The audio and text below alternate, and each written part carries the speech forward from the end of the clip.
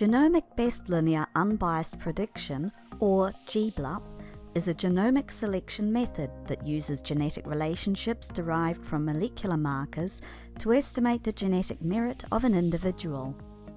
In contrast, BLUP, or p-BLUP analysis, uses pedigree information to derive genetic relationships.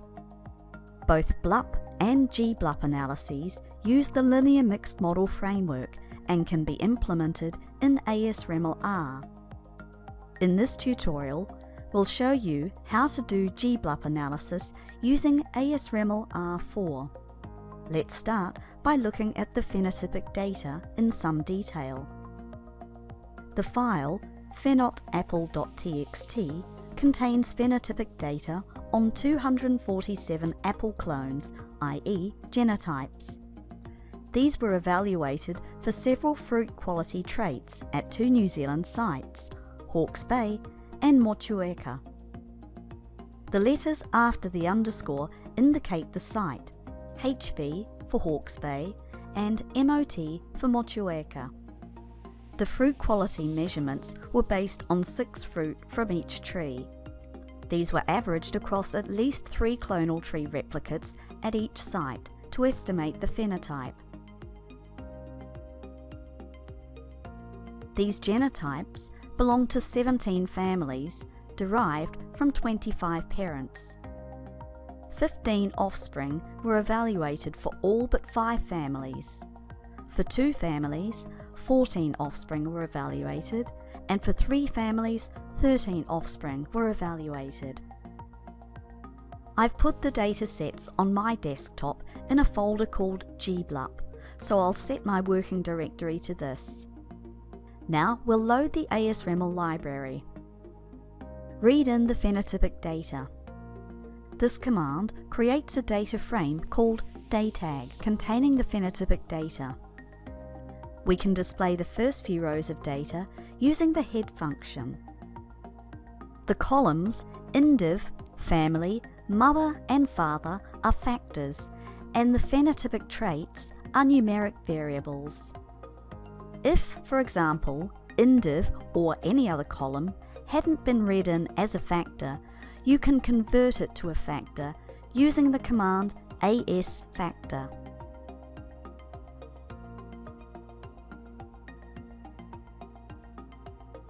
Genotypic data contain molecular marker information, often as SNPs. This is used for estimating genetic relationships and creating a G-matrix, i.e. a kinship matrix. The genotypic data are contained in the attached file, GenotApple.txt. There are many ways to compute a G-matrix from marker data, so we won't go into the subject here. If you do want to learn more about computing G-matrices and their inverses, this book is an excellent reference. For the next step, we'll assume you've already calculated your G-matrix and then your G-inverse matrix. We've created a G-inverse matrix called G-Inv.txt, which we'll read into R. G-Inv.txt supplies the G-inverse matrix as an ASCII file in sparse form.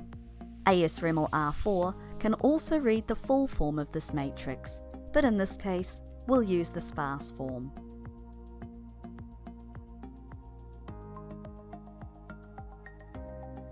The GBLUP analysis requires us to set some attributes of our G-inverse matrix. The most important attribute is the names of the individual genotypes assigned to rows and columns of this matrix. It is critical that these names follow exactly the order of the individuals in the G-inverse matrix. We have the genotype names in column indiv of the data frame DATAG. The names already follow the correct order, so we can do the following. Now we need to set its inverse attribute to true to indicate that we are providing a G-inverse. ASReml-R4 can also accept directly a G-matrix, but this is not recommended.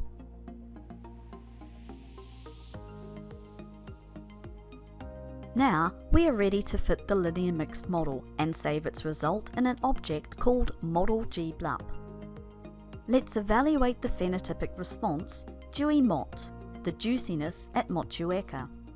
Juiciness is the amount of free fluid released on chewing. The ASReml function is used to fit a linear mixed model.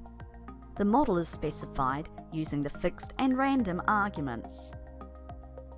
The fixed terms are supplied as a formula with the response variate on the left of the tilde operator and the fixed terms, if there is more than one, separated by plus operators on the right.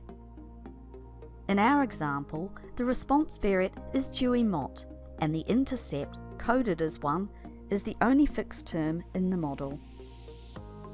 The random terms are also supplied as a formula. However, unlike the fixed formula, the response variate isn't specified. In this example, the random term is a variance model function Vm. This function associates a known variance structure, here the G-inverse matrix G-Inv, with a factor in the data, here the individual genotypes indiv.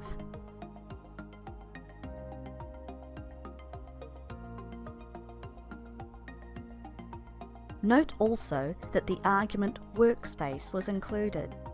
This sets additional memory workspace for the analysis. This is often required with a GBLUP analysis.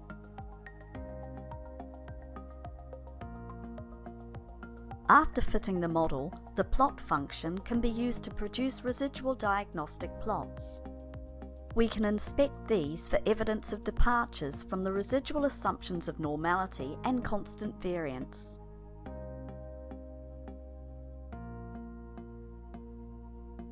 We can view the estimated variance components with the following command.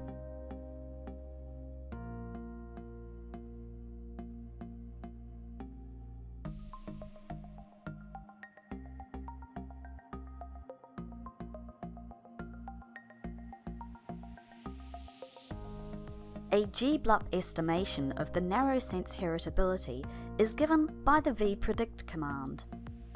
Note that this heritability is the one based on the clonal means.